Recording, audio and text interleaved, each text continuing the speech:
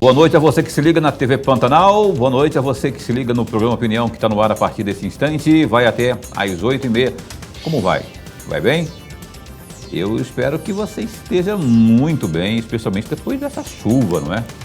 Essa chuva que caiu sobre Cuiabá, imagino que também sobre Várzea Grande no dia de hoje, uma senhora chuva. Eu até torço, estou aqui, estava olhando aqui na internet, torcendo para que não tenha trazido grandes estragos aí, porque quando vem uma chuva dessa aí de vento forte, já soube que já houve queda de árvores, já houve carros amassados e tudo mais.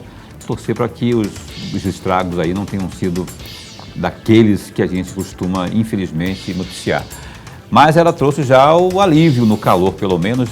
O Lorenberg estava falando aqui agora há pouco, mas até quando vai demorar esse alívio aí, não se sabe. Eu até falei, ó, amanhã você pode ver, 7 horas da manhã, já está lá, estalado o sol, aqui queimando a moleira dos cuiabanos, na nossa Cuiabrasa. O Opinião está no ar aqui, hoje entrevistando, a partir desse momento aqui, a partir desse instante, o Tenente Coronel Pacola, que é vereador por Cuiabá, Cidadania, que vai falar aqui da sua atuação parlamentar, não é?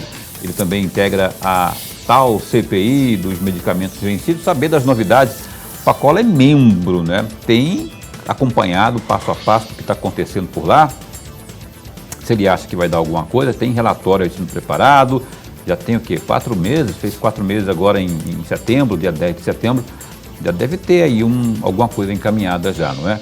E outros temas mais que o vereador Pacola vai estar conversando conosco aqui. Você pode, inclusive, interagir com a gente pelo 99932-2529, é o WhatsApp do programa Opinião. Satisfação em receber aqui a sua sugestão, não é, a sua pergunta, a sua crítica, o seu elogio, enfim, esteja bem à vontade a partir desse momento. Lorenberg Alves, boa noite. Boa noite, meu amigo Paulo Coelho, e um grande abraço, mais um grande abraço mesmo a todos os nossos telespectadores, a razão maior do nosso programa. Quinta-feira, dia 16 de setembro.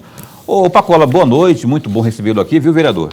O senhor já esteve aqui uma vez e foi muito boa, inclusive, aquela entrevista, porque, afinal de contas, o senhor trouxe aí uma prestação de contas ao seu, não só ao seu eleitor, aquele que votou em você, mas como também aos demais cuiabanos, porque você compõe um coletivo de 25 vereadores que representa, esse coletivo representa aí a população cuiabana. Eu vou perguntar disso que eu falei aqui, da CPI dos medicamentos, assim, como membro, como que o senhor está acompanhando esse trabalho que está em vias de conclusão? O senhor acha que vai apresentar, vai responsabilizar, como é a expectativa da grande maioria da população, responsabilizar aqueles que tiveram culpa realmente naquilo que houve, aquelas imagens fortes, medicamentos estragados, com data de validade vencida, tinha até leitinho lá naquelas imagens, enfim. Como é que está lá a CPI lá? Você acha que vai dar alguma coisa? Boa noite. Boa noite, Paulo. Boa noite, Lorenberg. Boa noite especial a todos que nos acompanham.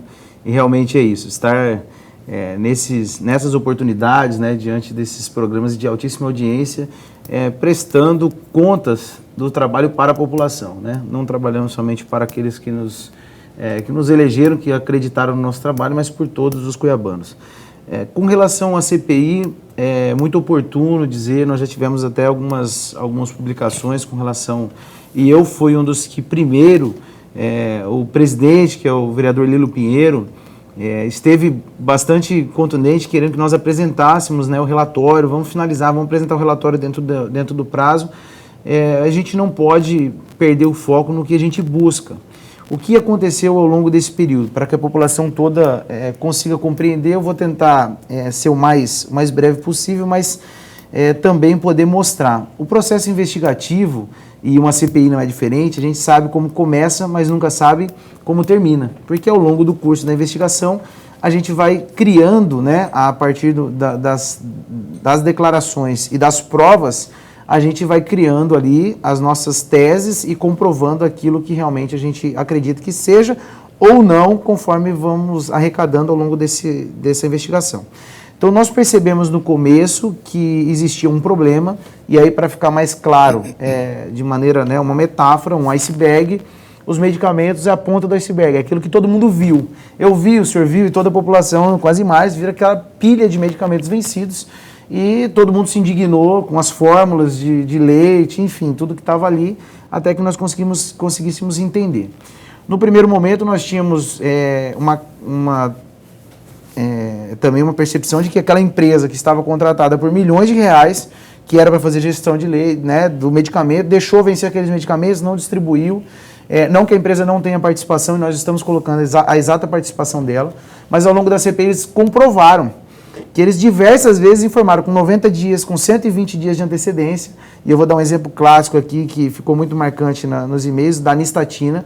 Eles fizeram um e-mail dizendo, olha, nós consumimos 2.300 Nistatina por mês, e nós temos 53 mil em estoque a vencer daqui a 90 dias, ou seja, a quantidade comprada desse medicamento, nós temos 2 toneladas de vaselina que foram vencidas, e o que aconteceu? As compras eram superestimadas, por mais que quisesse distribuir, desovar, fazer, o que aconteceu foi a ausência de um contrato de descarte impossibilitou o que é recorrente, isso não é uma coisa só do estado, né, do município de Cuiabá, e se tivesse um contrato com uma empresa de descarte, nós nunca teríamos encontrado aqueles medicamentos, eles já teriam sido incinerados. Então foi graças à ausência desse contrato que aquilo ali apareceu. A partir daí, nós concluímos a primeira fase com essas responsabilidades das empresas, e aí nós temos 2 empresas, uma que faz a gestão logística, que já foi afastada, e a empresa que faz a gestão sistêmica, que também tem a sua responsabilidade parcial, porque ela teria que dar as informações para o setor de compras e não fazia dessa forma, então permitia, assim, que as compras fossem feitas de maneira superestimada. E aí nós temos ali problemas de recebimento, então aceitar a entrada de medicamentos com menos de 75% da data de validade relacionada à fabricação, que é o que está em lei. A lei fala, se a medicação foi fabricada com 2 anos, o prazo mínimo que ela tem é de 18 meses, porque é 75% da data, né, do tempo de fabricação. Então nós percebemos que aquilo ali, o medicamento, eu coloco novamente a figura da ponta do iceberg, porque embaixo nós tivemos vários problemas, então nós achamos que era um problema e nós descobrimos vários outros. Compras judiciais, as fórmulas são quase todas compras judiciais. E compras judiciais que eram feitas com 3 orçamentos e quase todas elas com valores inclusive superestimados, com quantitativo superestimado e com valores superfaturados. Então são uma série de problemas e por que a gente teve que prorrogar? 511 itens foram encontrados dentro do que estavam na lista das medicações vencidas.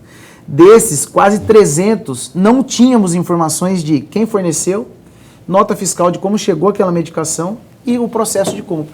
Peraí, se eu tenho lá um quantitativo, eu vou colocar aqui um exemplo, amoxicilina, 39 mil frascos de amoxicilina, e eu não tenho quem forneceu, como eu vou saber a nota fiscal para ver o fornecedor e para depois eu encontrar o contrato? Para saber se foi uma adesão, se foi uma dispensa de licitação, se realmente foi majorado na compra. Motivo pelo qual nós tivemos que fazer a solicitação com relação à prorrogação do prazo, porque a Secretaria de Saúde até agora não conseguiu ou não nos permitiu ter acesso a essa informação para saber como esses medicamentos chegaram, quem levou esses medicamentos, quem recebeu, quem comprou, ou seja, como que eu vou responsabilizar? Eu tenho que responsabilizar. Para isso a gente precisa dessas informações e aí nós pedimos a prorrogação de prazo justamente para que a gente não deixasse isso para trás. Que eu acho que é o que a população quer, é que realmente esse dano seja reparado com aqueles que causaram o dano, né? A propósito disso, eu fiz o convite e ela aceitou e deve estar conosco aqui na terça-feira a secretária de Saúde de Cuiabá, a secretária interina, não é? A Suelen Daniele. Suelen Daniele.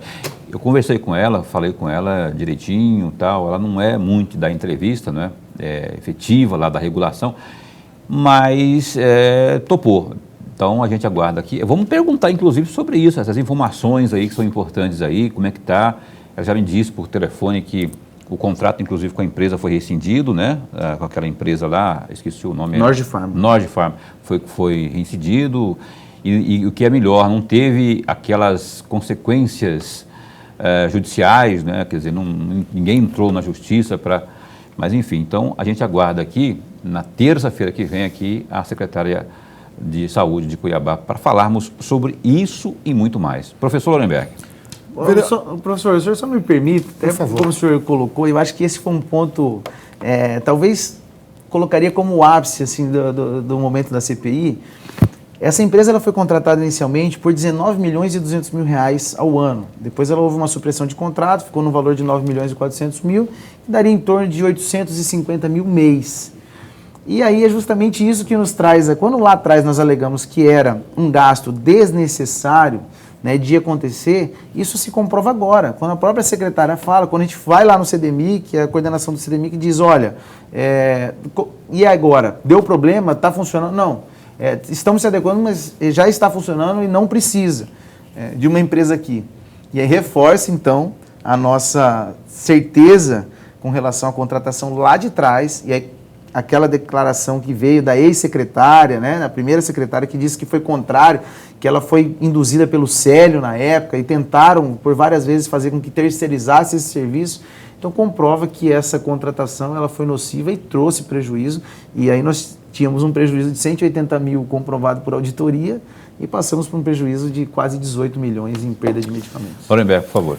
Vereador, antes de mais nada, nossa alegria de contar com a sua presença aqui, com a sua entrevista, é muito interessante para nós e para o amigo telespectador, porque não apenas está sabendo e ficando a par do seu trabalho à frente da Câmara de Vereadores, como está da própria Câmara de Vereadores, né? Porque o vereador não faz tudo sozinho, mas juntamente com um grupo que representa o cuiabano dentro da Câmara. Eu tenho alguns assuntos que eu gostaria muito de ouvi-lo a respeito. Um deles é a violência contra a mulher, o que a Câmara de Vereadores está fazendo.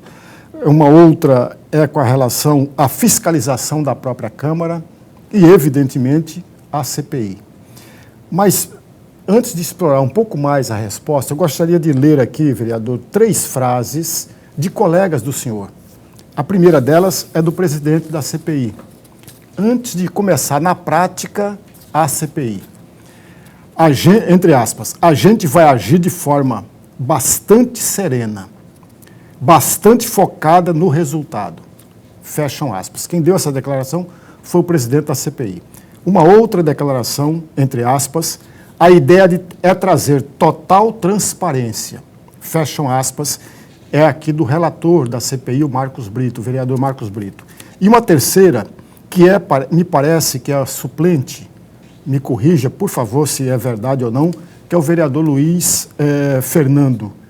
Parece-me que ele é presidente da Comissão de Saúde na Câmara. Suplente da CPI. Isso, suplente da CPI. Entre aspas, esse é um problema sério, que já acontece há muitos anos. Fecham aspas. Aproveitando essas 3 frases, vereadores, eu tenho 3 perguntas a fazer. A primeira delas, a impressão que se tem para quem está acompanhando de fora a CPI, que está acompanhando as oitivas, que está acompanhando tudo, a impressão que se tem é que não se criou nessa CPI um palanque eleitoral. Mas ali, aí me corrija, por favor, porque quem está acompanhando por fora pode não estar, de fato, vendo o que acontece lá. E se não é isso, parece-me que há um respeito por parte dos senhores com relação às pessoas que vão fazer o depoimento. É exatamente essa leitura ou eu estou totalmente equivocado? Não, o senhor está totalmente correto. Desde o começo, quando eu inclusive me propus a participar e busquei a relatoria da CPI, muitas pessoas diziam que seria uma CPI 2-1, outros diziam que a CPI que já tinha cheiro de pizza, porque né, o vereador Marcos Brito é filho do ex-procurador do município, e o Lilo é próximo do prefeito Emanuel Pinheiro. E nós tivemos algumas conversas e eu falei nesse sentido que eles não teriam capacidade de segurar ou de estancar a produção de provas, que era o que a gente iria buscar. Então, quando a gente interrompeu, e foi uma solicitação minha também para o vereador Lilo e para o vereador Marcos Brito, que atenderam de pronto, pedindo para que a gente pudesse debruçar nos documentos, para que depois a gente retomasse as oitivas, o que nós nos comprometemos? De trazer as pessoas para ouvirem, sabendo que algumas pessoas todas estavam sendo ouvidas na posição de testemunha, com compromisso de dizer a verdade, e ao mesmo tempo sabendo que algumas pessoas já sabiam que era muito provável que elas voltariam ou seriam indiciadas na CPI. Então, a testemunha, me perdoe a forma de dizer, mas ela é conhecida como a prostituta das provas, né? É na forma de dizer que é o ponto e o contraponto, o dito pelo não dito. Então, nós ficamos muito focados realmente nessa questão da produção de provas e a gente fez essa condução de maneira muito respeitosa e assim será até o final, eu espero, inclusive pelos demais vereadores, buscando sempre colocar para as pessoas que estão sendo ouvidas o que a gente tem ali, como aconteceu com a coitiva do ex-secretário Oséias, né? A gente percebeu o nervosismo dele, e dizendo, secretário, mas o senhor assinou isso daqui, foi o senhor que fez esse documento. Não, mas eu tinha uma equipe, não é eu mesmo, então se percebe o que não isenta a responsabilidade dele, e o que também não me dá direito de esculachar ele, ou isso é uma responsabilidade que nós, como representantes do povo, eu acredito que se espera, num parlamento equilibrado, num parlamento coerente, mas que ao mesmo tempo seja contundente, né? Nós tivemos uma outra situação, que aí está também nos autos, isso já está público, né? Nós temos documento assinado pelo chefe do gabinete do prefeito, determinando atender aquelas alterações no processo que acabaram direcionando e possibilitando só que a Norge Farm concorresse. Então, o que eu já disse, na minha participação como relatoria, se isso vai entrar no relatório ou vai ficar à parte, mas eu não tenho dúvidas de que o próprio prefeito teve não só ciência, mas atuação que foi condição sine qua non para que essa empresa fosse contratada. E se ela causou dano, e assim foi entendido, o prefeito tem responsabilidade e pode ser, inclusive, alvo de uma comissão processante ou ser indiciado também na CPI. E isso não muda nada o trabalho. Isso não quer dizer que eu vou ficar fazendo disso um palanque político ou por eu ser oposição, não vou colocar e ao final vou relatar. Agora, cada um é dono do seu mandato, cada um é dono dos seus atos e eu espero, e não só nessa CPI, mas qualquer outra CPI que eu esteja integrando, que ela seja um objeto de investigação.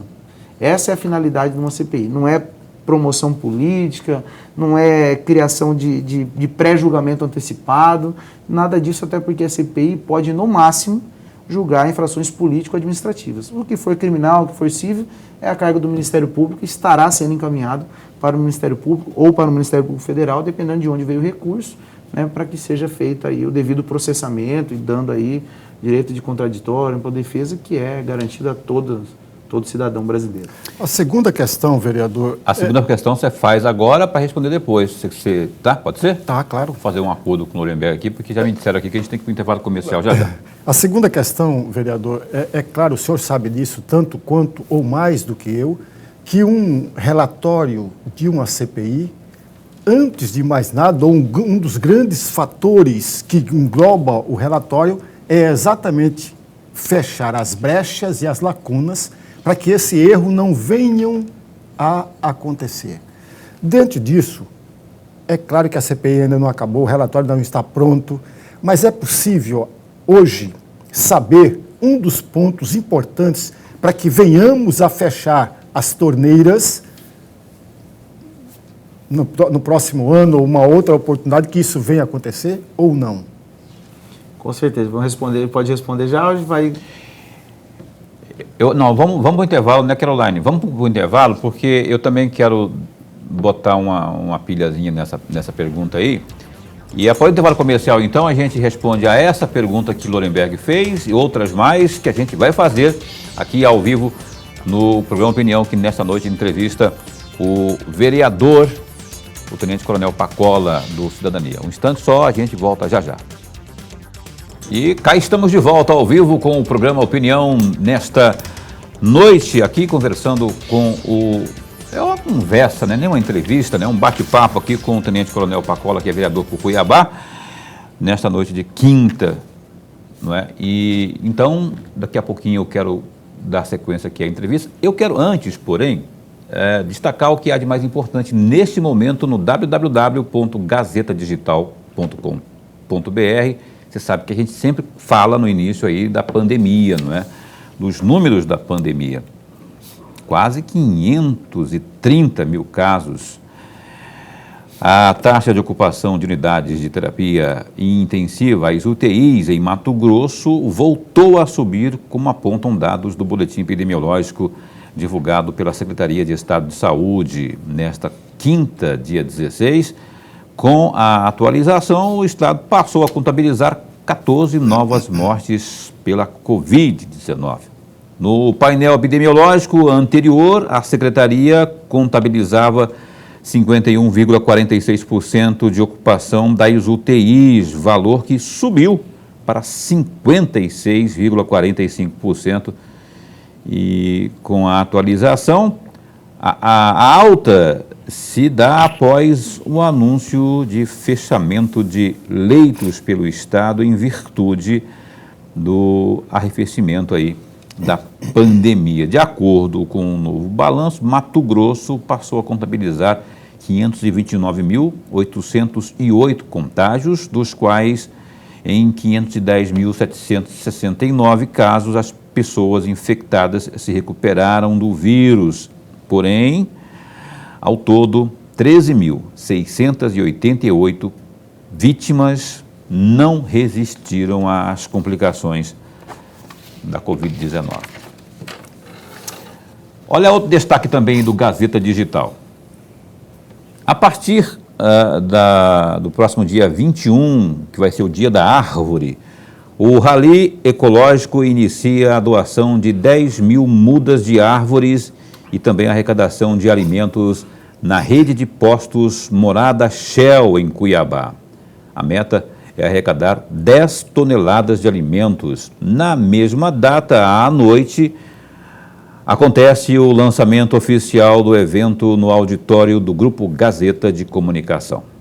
Para a realização do maior evento off-road de Mato Grosso, foi montada aí uma logística que reúne cerca de 150 pessoas, entre staff do Sport Motor, na verdade é o Sports Motor Club, com o diretor de prova, cronometragem, recepção, parceiros como o Juvan, também prefeituras de Cuiabá e Várzea Grande, e também a Águia Sul Transportes, que fará o transporte aí das mudas de árvores do viveiro lá na região do Cochipó do Ouro até os 10 postos na capital. Para se ter uma ideia, estão sendo captadas 1.000 caixas de madeira tipo palete para a acomodação aí das mudas. Essa mobilização depende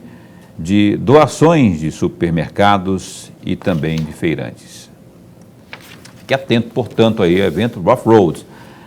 A opinião está de volta aqui, vamos dar sequência aqui aos nossos questionamentos ao nosso convidado desta noite, que é o vereador Tenente Coronel Pacola. Meu caríssimo amigo Lorenberg deixou uma pergunta. O senhor lembra da pergunta que o Lorenberg deixou? Por favor, então, Tenente Coronel Pacola, a resposta.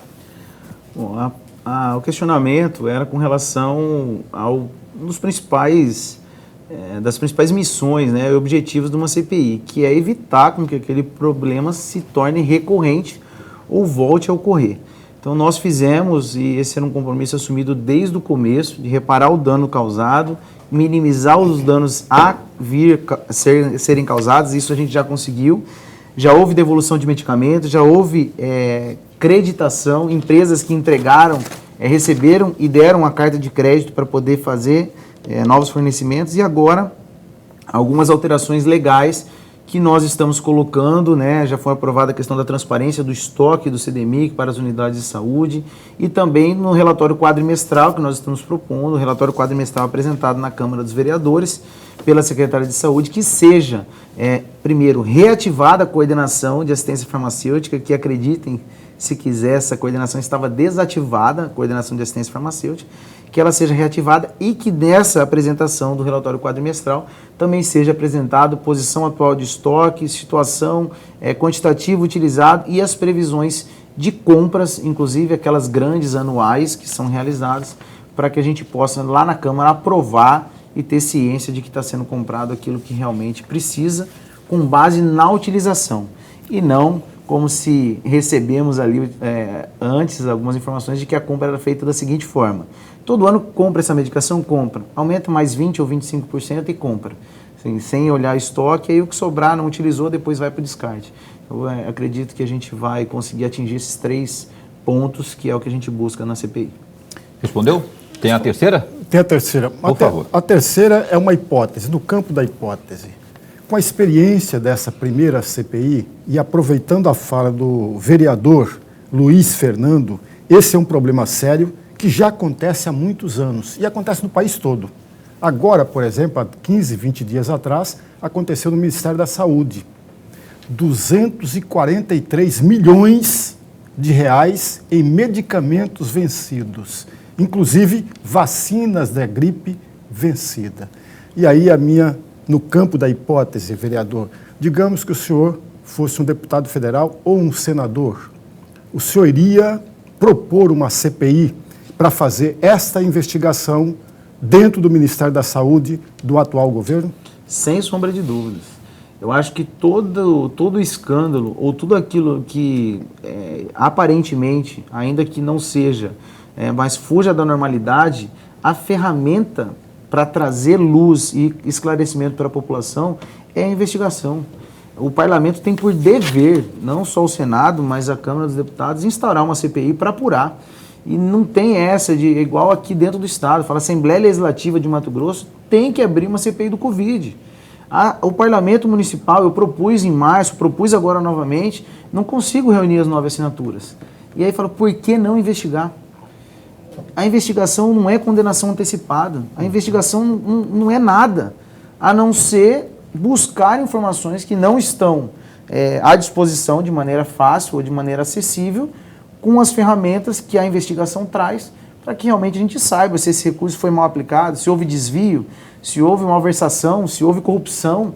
Então, eu coaduno 100% que tem que investigar, seja o governo federal, seja o governo estadual ou o governo municipal. Então, a Câmara Federal e o Senado pecaram muito neste particular. É isso que o senhor está dizendo? Sem sombra de dúvidas. Eu acredito que pecou e nunca é tarde, porque o fato está lá, né, foi noticiado, são mais de 243 milhões. É um absurdo, né? Ainda que seja na esfera federal, qualquer recurso é meu, é seu, é do povo brasileiro e não é admissível que isso tenha acontecido. Ok, nós estamos entrevistando nessa noite aqui o Tenente Coronel Pacola, que é do Cidadania. O senhor vai apresentar, só para complementar essas informações sobre o CPI, para a gente trocar de assunto aqui, um relatório paralelo? O senhor pretende fazer isso? Eu espero que não precise apresentar, que todos os meus apontamentos sejam consignados no relatório. Aquilo que não for contemplado, sem sombra de dúvida, até algumas coisas que são fora do objeto da CPI, para a gente não correr o risco de perder o objeto e a CPI perder a validade jurídica, inclusive, eu já fiz encaminhamentos para o Ministério Público de outras situações que são paralelas, que durante o curso da investigação não era relacionada diretamente ao vencimento dos medicamentos, mas tinha indícios de crimes, né, ali, e eu fiz esse encaminhamento direto para os órgãos para que fosse realizado ali o processamento. Ok, o Tenente Coronel Pacola, ele em 2020, né, foi eleito vereador por Cuiabá, teve 2.009 votos, para ser mais exato, e era do BOPE, não é? Teve aí toda uma carreira na Polícia Militar e destacou-se no BOPE. E tanto que você vê os vídeos dele, BOPE, ele sempre abre falando em nome do BOPE, assim, que era um grito de guerra que tinha. Mas eu quero destacar o seguinte, ali na Câmara tem ainda o sargento Vidal, da Polícia Militar, que é egresso da Polícia Militar, e também o Joelson, né, também é sargento, 2 sargentos, foram sargentos, né, na ativa. O senhor não seria, ou não seria eleito se aquilo que a Câmara Federal aprovou ontem entrasse em vigor ou vier a entrar em vigor, o senhor não conseguiria, por exemplo... Não, o senhor talvez consiga porque já é vereador, já é parlamentar, não é? A Câmara ontem, ela aprovou aí aquele projeto chamado da quarentena, que exige uma quarentena aí, especialmente aí para militares, juízes, promotores, procuradores, policiais, não é? Se candidatarem, uma quarentena de 4 ou 5 anos? 4 anos. 4 anos, não é? Se o Senado endossar e o presidente da República sancionar, aí isso valerá como mudança aí no Código Eleitoral. A partir de 2026. A partir de 26. Qual que é a opinião do senhor sobre essa mudança? Aliás, o presidente Bolsonaro já disse que vai vetar, não é? E se o Senado, evidentemente, aprovar. Bom, primeiramente, eu fiquei surpreendido com essa votação. Eu acho que a gente não pode usar a regra como exceção, né, e vice-versa. Tivemos alguns problemas, realmente, de pessoas que fizeram mau uso das suas funções para se projetar, de alguma maneira, politicamente depois, né, e não prosperaram, né? Não prosperaram, e nós temos aqui casos no Estado, da Juíza Selma, do procurador Julier, do Pedro Táxi, então pessoas que não... eu falo que a política, ela é, assim como a lei da selva, ela tem uma seleção quase que natural para acontecer. Mas eu achei uma aberração, e hoje eu ainda falei a respeito disso, para que a população consiga entender. Os militares e os policiais, juízes, promotores foram colocados numa situação como se um alienígena fosse, né? Imagina se a gente fizesse isso como jornalista. Os senhores estão dentro das casas todos os dias. Tem muito mais influência, né? E a gente tem Walter Rabelo, Toninho de Souza, quantos outros vieram? A Michele Alencar. Ou seja, é pegar uma classe e dizer, não, vocês não têm o mesmo direito que todos os demais do seu país. E eu acho que eles deram um tiro no pé, porque agora a população vai fazer, eu tenho certeza que muitos vão vir, e agora vai ter um esforço ainda maior para eleger 2022 o maior número possível de pessoas do segmento da Justiça, Segurança e Defesa, até como resposta, mas eu acredito que não prospere. E hoje eu falei, imagina a situação, eu que enfrentei traficantes, assaltantes de banco por longos anos, e aí imagina que eu faço uma operação junto com um policial civil, a gente faz uma operação integrada, prende traficantes e assaltantes de banco, o promotor processa e vai devidamente, dado tudo, o juiz ali faz, julga e condena. No final disso, ele condenado, eu não posso me candidatar, o policial que fez a investigação, que é civil, o federal não pode candidatar, o promotor não pode candidatar, o juiz não pode candidatar, mas o traficante, o assaltante de banco não tem impedimento de se candidatar. Pois é. Assim, é uma coisa que é inacreditável o que aconteceu nessa votação, mas eu tenho fé que o Senado vai barrar, e se assim não for, o próprio presidente vai. E se, por acaso, derrubarem o veto do presidente, eu já digo logo para aqueles que votaram favorável, vai ser muito pior. Porque, sem sombra de dúvida, vai se expor e vai dobrar o número desses representantes aí da classe da Segurança, Defesa e Justiça. Foi uma pergunta provocativa e opinativa. Por que é opinativa? Porque eu comungo dessa opinião daqui do Pacola, porque eu acho, rapaz, tanta coisa importante, reformas para serem votadas, assuntos, sabe? E aí os caras vão pegar, vão querer, porque a ideia ali é militarizar, são os militares, né? Não são os juízes, não, são os militares, querem, e o Lira que estava à frente disso aí, junto com o Centrão ali, a votação inclusive foi 273, não é, a favor e 211 contra, não foi tão apertado assim, mas ficou bem. Aí o Senado agora vai ter a palavra e depois o presidente já disse, eu escutei ele falar hoje, que deve vetar isso, só que aí depois a última palavra vai ser lá no parlamento, que o veto poderá ser mantido ou derrubado, né? Então, por isso que eu falei que é opinativo e é opinião particular aqui, porque aqui é uma bancada, não é? E Lorenberg não tem a mesma opinião, provavelmente, mas você pode, inclusive, falar sobre o assunto, se você quiser, Lorenberg, e emendar aí uma outra pergunta aí para o digníssimo Pacola. Mas, ô vereador... Você vai comentar? Não, eu vou fazer uma pergunta. Vai perguntar, né? Ele não vai comentar. Depois ele comenta, depois eu provoco ele. Eu gosto de provocar o Lorenberg porque... porque ele tem total respeito da minha parte no que diz respeito às opiniões dele, assim, eu respeito e aprendo muita coisa com o Lorenberg, né? Por isso que eu, de vez em quando, dou umas provocadinhas nele aqui, mas pode ficar à vontade aí. E essa é a beleza da democracia, né? As opiniões se divergem no campo das ideias sem que um debate tenha que se transformar numa discussão. A recíproca é verdadeira, é sempre verdadeira. Mas, ô vereador, voltando aqui, tem um assunto aliás, não é só um tema, mas é um tema atual e que está a todo momento provocando a cada um de nós, e não apenas o vereador, não apenas o deputado estadual, não apenas o senador e o chefe do executivo, que é exatamente a violência crescente contra a mulher. Aliás, eu vou até acrescentar, não é só contra a mulher, não, contra os homossexuais, contra os negros. Isso é muito crescente no Brasil e também em Mato Grosso não é exceção, é a regra, faz parte da regra.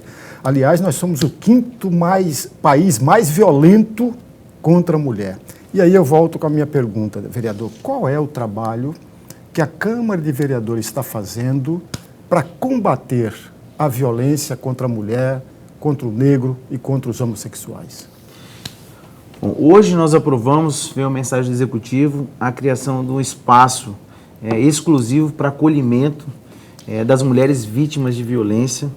Eu vejo que esse problema da violência, e hoje eu falei falei bem a respeito disso, que qualquer tipo de violência contra o ser humano, a violência gratuita, ela deve ser condenada de todas as formas.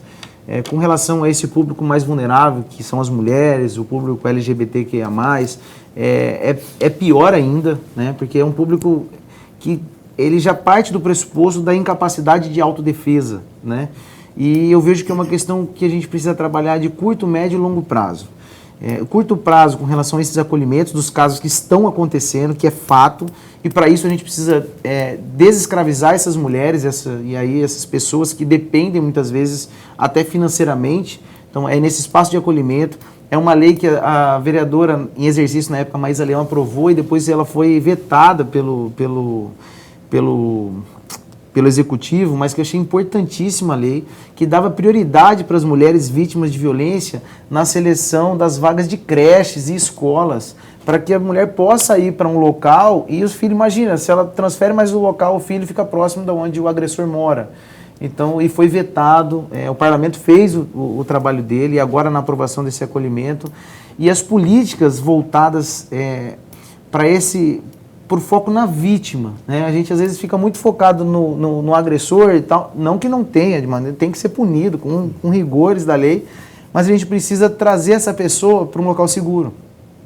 Para isso eu tenho que dar condições dela ser autossuficiente financeiramente, dela conseguir trabalhar, dela conseguir colocar os filhos numa escola, e esse é o curto prazo. O médio prazo é trabalhar nas escolas, porque o Brasil não é um país pacífico, é um país passivo. A gente vê milhares de recursos sendo desviados e as pessoas não têm capacidade de se revoltar, como a gente vê lá fora, pegar o político e jogar dentro da lata do lixo, tirar ele da força do parlamento. Nós somos pacíficos, ou melhor, passivos, mas nós não somos pacíficos. Se mata por uma discussão banal dentro dos bares, e a redução do índice de homicídio na pandemia foi gigante. Por quê? Porque diminui o fluxo nos bares. O maior índice de homicídio está ligado não é nem a droga, é o álcool.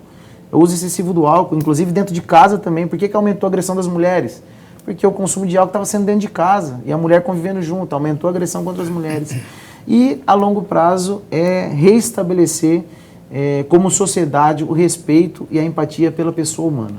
Eu acho que esse é um trabalho, e aí o parlamento tem um desafio muito grande de transformar isso em políticas públicas que seja além de papel, além de discurso, que realmente consiga impactar na vida da sociedade.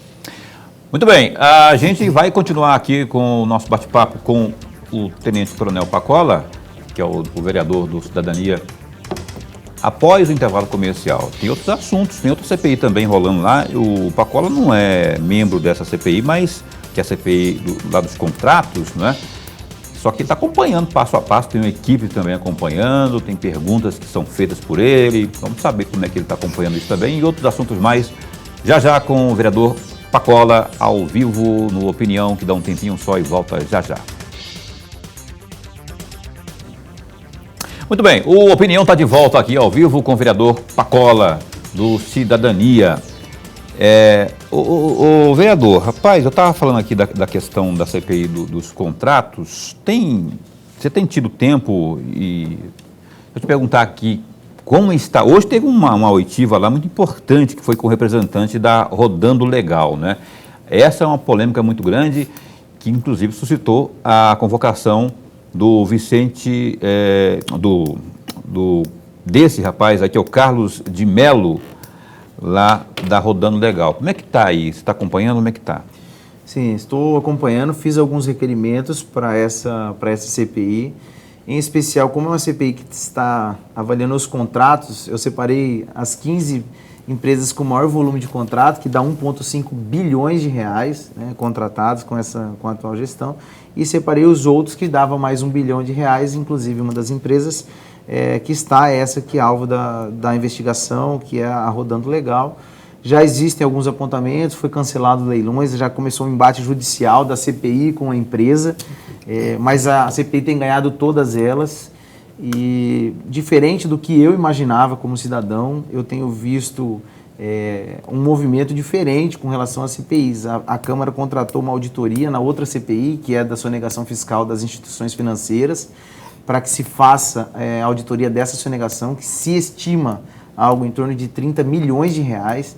Então, a gente vem acompanhando, logicamente, não com a mesma possibilidade de desempenho e de estudo com a CPI que eu sou membro, mas a gente tem acompanhado e a empresa Rodando Legal já está, inclusive, judicializada em algumas situações e eu acredito que, de fato, será um contrato que, assim como foi da Nordifarma, será encerrado, suspenso ou feito de extrato muito em breve.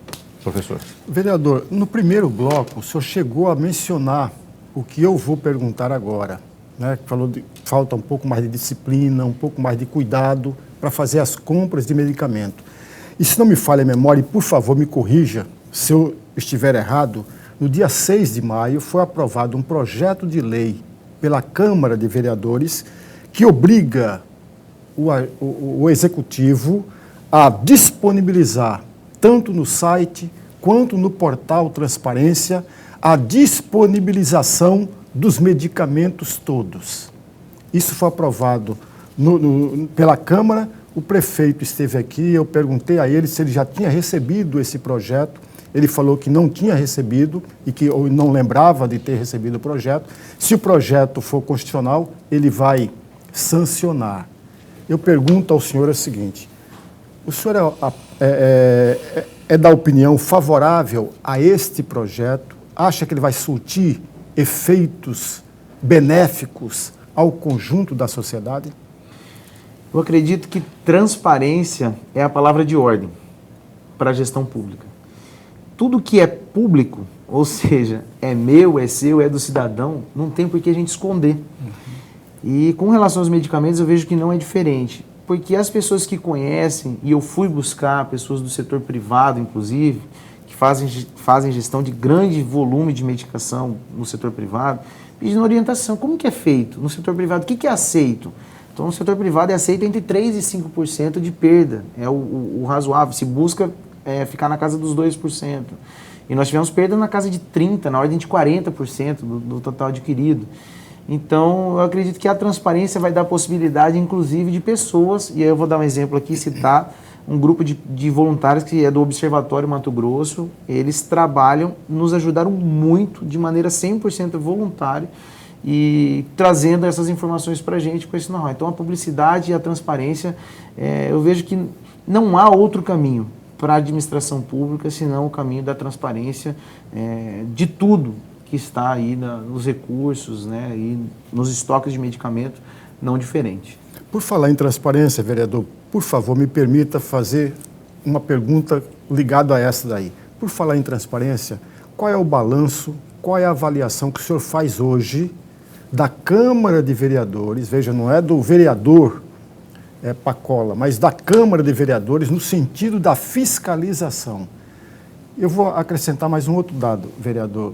Todo esse período que eu analiso, que eu estudo o jogo político, um dos itens mais complicado no parlamento brasileiro é exatamente a fiscalização. Por isso que eu estou perguntando ao senhor, qual é a avaliação que o senhor faz no setor da fiscalização da Câmara de Vereadores de Cuiabá? Queria que o senhor respondesse brevemente isso aí, para a gente entrar nos assuntos aqui mais quentes, porque tem 8 minutos para encerrar o programa. Ok. Bom, a avaliação que eu faço é que deixa a desejar. Infelizmente, o caminho com que cada vereador escolhe, né, para fazer a sua campanha e poder estar lá, acaba deixando ele muito amarrado, em especial o executivo. E hoje a gente não vê, por mais que alguns vereadores apoiem nos bastidores e falam, ó, tá certo, você tem que fazer isso, vai para cima, só que eu não posso assinar a CPI porque senão eu vou ser rechaçado com perda de cargos, eu não posso estar atuando mais nessa fiscalização. Então a gente percebe muitos vereadores que trabalham realmente fazendo corretagem de serviço, muito mais preocupado em trocar lâmpada, levar tapa-buraco, fazer coisas que são atribuições do Executivo, ao invés de realmente fiscalizar o orçamento público. E falando com relação à Câmara, nós temos alguns requerimentos e também estamos agora focados em algumas situações dentro da Câmara Municipal também, em algumas contratações, e a gente não vai deixar de fiscalizar também dentro da casa. Essa é a nossa marca, né? As funções típicas que são produção legislativa e fiscalização do Executivo. Está na Constituição, a gente vai seguir. Vereador Pacola, assim, eu estava olhando aqui na minha cola, e tem também uma outra cola aqui, que a Tanara, que é a sua assessora de comunicação, que é quem manda lá no gabinete, não sei se você sabe que é a Tanara que manda lá, não é? Ela me mandou para mim algumas sugestões aqui. Que história que é essa aqui? Numa carta que foi enviada pelo presidente nacional do Cidadania, convidando para retirar do partido? É isso mesmo? Ele fez um favor, né? O presidente nacional da Cidadania fez um favor para mim, acabou me projetando nacionalmente, isso é o Estadão, o jornal da TV Cultura, essa questão da carta. Ele colocou que eu estava coadunando com os atos antidemocráticos pelo fato de eu ter convidado as pessoas para participarem do ato de 7 de setembro. Ele fez uma carta orientando aos filiados que não participassem do ato de 7 de setembro. E foi ali, não teve absolutamente nada antidemocrático. Fui para Brasília, participei, fiz ali, não como vereador, mas como meu cidadão daquilo que eu acredito. E aí surgiu essa situação. Ele convidou a se retirar, mas não andou para frente, né? Se quer que eu saia, desfilie do partido, eu vou perder o mandato. Então ficou numa carta onde ele condenava, me atacou diretamente. Eu cheguei a achar que era fake, porque a carta está mal redigida, sem formatação, com assinatura colada. Mas, enfim, não teve mais andamento. Eu continuo na mesma opinião. Como um bom homem de operações especiais, eu falei, não sou eu que vou pedir para sair, né? Não vou tocar o sino. Se eles quiserem, eles que me retirem do partido. Vou continuar firme nas minhas bandeiras, nos meus propósitos. Eu sei que eu não tenho absolutamente nada de antidemocrático ou de ataque à democracia ou qualquer coisa nesse sentido. Até porque a janela é o ano que vem, né? Se eu sair agora, vai estar no sal, porque aí se compromete. Eu queria... O senhor estava falando aqui no intervalo, rapaz, aí entrou Tanara de novo, tá vendo como que eu falo, aquela que manda? Ela veio aqui e falou assim, não, tem um negócio da arte marcial lá, que o seu gabinete, o gabinete do Pacola, para mulheres da Câmara, veja bem, atenção mulherada da Câmara de Vereadores aí, o gabinete do Pacola está oferecendo aí, num convênio com uma escola aí, aulas de jiu-jitsu, é isso mesmo? Isso, nós levamos para a Sala da Mulher esse convênio, disponibilizando para que as servidoras, as mulheres que são ali, servem à Câmara Municipal, buscassem conhecer um pouco mais de defesa pessoal. Nós temos também um trabalho que vai começar, que é uma palestra chamada Só para Elas, que é destinada à autoproteção, o autoconhecimento e o comportamento, né, feminino diante do cenário para identificação de risco, ameaça, e aí a gente chama de comportamento condicionado positivo, né? A gente vai estar fazendo também essa palestra dentro da casa para servidoras e quem sabe em breve abrir inclusive para fora, para convidados que quiserem que bacana participar. Isso, muito bom isso inclusive para autodefesa, né? E mais desses tempos aí só aumenta, tempo de pandemia, a violência contra a mulher, né? Boa iniciativa. Não tem para homem não, para jornalista do Opinião, não tem aula de jiu-jitsu lá? Com certeza. Vamos para lá. O BOP e a Rotan, inclusive, são duas instituições, o Jiu-Jitsu Rotan e o Judô BOP, e agora a Sambo BOP também. São mais de 300 crianças no BOP, mais de 200 crianças lá, e também tem para adultos, que é gratuito, e lá tá vendo? Interessante. Pode procurar as unidades. Vamos procurar lá então, eu e o Lorenberg. Lorenberg, por favor. Mas é uma pergunta muito rapidamente, vereador. Voltando àquela questão anterior que o Paulo fez a respeito da carta. Eu andei lendo, e por favor me corrija, talvez eu tenha lido matéria anterior, que o presidente do Cidadania Regional chegou a dizer que ele não recebeu nenhuma carta do presidente nacional. Até que ponto isso é verdadeiro? Ou depois que eu li essa matéria, o Cidadania recebeu essa carta ou não? Até porque o Roberto Freire, que é o presidente nacional da sigla escreve muitíssimo bem. Não tem cara de ser carta do Roberto Freire, essa carta não. Quando o senhor falou que era mal escrita, eu já fiquei estranhado, porque ele escreve muitíssimo bem. A carta, de fato, chegou ao diretório regional e ao diretório municipal ou não? Ela foi endereçada à minha pessoa. Eu também fiquei sabendo por grupos de WhatsApp. Posteriormente, eu recebi essa carta no meu e-mail, vindo do e-mail do Partido Cidadania. Não acredito que ele tenha escrito. Também sei que ele tem um conhecimento, uma redação muito boa. E são ataques pessoais. Eu realmente cheguei a acreditar que não fosse verdade aquela carta, fosse fake, né? Mas depois foi confirmado, foi feito contato e partiu realmente de lá, não acredito, não ele necessariamente que escreveu, redigiu, mas partiu sim do Diretório Nacional, mas o Diretório Estadual e o Diretório Municipal permaneceu ao meu lado, disse que manteria, que era um importante quadro a minha permanência e que não coadunava com o que estava ali escrito no diretório na carta. Ok, o programa Opinião tem que ser encerrado aqui, a gente vai entrar rede agora, rede nacional. Eu vou deixar uma perguntinha aqui para você responder em 20 segundos aí. Você está sabendo que a rede municipal de saúde, lá está faltando insulina.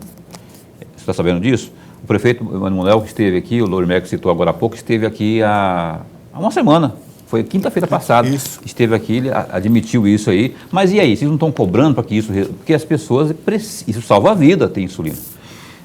Essa pergunta é excelente, eu quero encerrar aqui dizendo. Hoje, diabetes tipo 1, tipo 2, hipertensão, asma e bronquite, não vai mais haver repasse do Ministério da Saúde para os municípios. Aqueles que precisam, peguem a receita e procurem as farmácias credenciadas. Grandes redes como Drogaria Rosário, Drogazil e várias outras já estão credenciadas para fornecer direto nas farmácias. Então isso não vai mais ser distribuído nos postos de saúde. Aqueles que precisam podem procurar as farmácias credenciadas, irem nas farmácias e fazer a sua retirada, que lá tem um programa SUS que é consultado para evitar que a pessoa retire. E é importantíssimo levar essa informação para a população, que muita gente não sabe disso. E às vezes até o próprio servidor do posto de saúde também não sabe e não está dando essa informação. Então, olha só, Drogarias Rosário, agora eu falo, pode falar que não é propaganda, né? Rosário, Drogazil. E das grandes, né? Mas tem várias outras. Então você pode procurar essas redes aí que você vai ter a insulina lá, não precisa entrar nos postinhos. E na internet também tem as farmácias credenciadas nesse programa, que é chamado Farmácia Popular, mas se não se confunde com algumas farmácias que chamam Farmácia Popular e não são credenciadas. É um programa do governo federal que vai disponibilizar de maneira gratuita, e outros, como fralda geriátrica, tem 70% de desconto, enfim, depois está disponível nos sites, na rede mundial de computadores, para melhores informações. Tenente Coronel Pacola, vereador por Cuiabá, muito obrigado por ter vindo aqui. Foi ótimo o senhor ter vindo, como prestação de conta, mais exatamente aqui no Opinião, mais uma vez. Obrigado. Eu que agradeço, Lemberg e Paulo, pelo convite. E para mim é sempre uma grande honra poder estar aqui debatendo, discutindo e ao mesmo tempo trazendo informação. Qual é o nome do aplicativo seu lá? Tem um aplicativo, não tem? É o QAP Pacola. Aplicativo que... Está na qualquer... Está no... Android, para iOS e ali você... Qualquer loja virtual. Qualquer loja virtual. Valeu, então. Obrigado também a Itanara, que é assessora de comunicação. Tem um rapaz com você que eu não sei o nome também. Wesley. O Wesley, que não é o Safadão, mas é o Wesley do Pacola, que está ali também. Lorenberg, a gente se encontra amanhã. Até amanhã.